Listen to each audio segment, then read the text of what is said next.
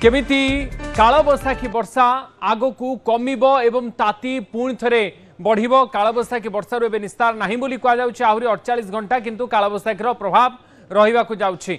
उत्तर उपकूल ओडिशा रे जेकोनोसी समय हठात पाग बदली पारे बोली कहा जाउछि। घड़घड़ी बिजुली सहित वर्षा हेबो। वर्तमान राज्य उपर एक घूर्णिबलय रही आउ ए घूर्णिबलय उपरे उत्तररु दक्षिण एक ट्रफ लाइन गति करुछि। पाणीपागर ये दुई प्रकार नियामक राज्य रे एबे तुहा को तुहा वर्षा और कुआपथर माड़ होउथवार देखा मिलूँ। आसंता 24 घंटा अर्थात शुक्रवार सकाळ 8टा पर्यंत उत्तर उपकूल सांगकू आभ्यंतरीण ओडिशा रे घड़घड़ी बिजुली सहित झड़ पवन वर्षा हेबो।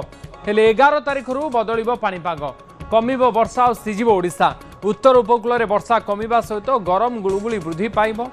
उच्च तापमात्रा सांगकू गुळुगुळी अनायत करिबो। 14 तारिख जाए सारा ओडिशा रे गरम गुळुगुळी ततैबो एवं सिझिबो ओडिशा एमिति पाणीपाग विभाग तरफ कहा जायछि। किंतु आहुरी 2 दिन पर्यंत कालबैशाखी वर्षार प्रभाव खासकरी उत्तर उपकूल रे अधिक मात्रा रहिबो।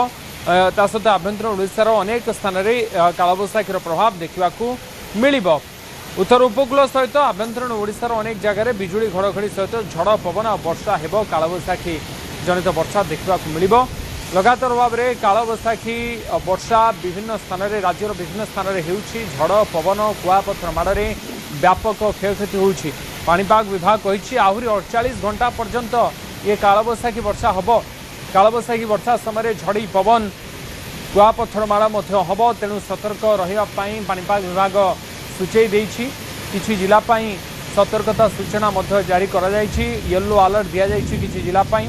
खास करी उत्तर ओडिशा एवं उत्तर उपकूल ओडिशा ता सहित आभ्यंतरीण ओडिशार किछि जिले में कालबैशाखीर प्रभाव अधिक रहिबो।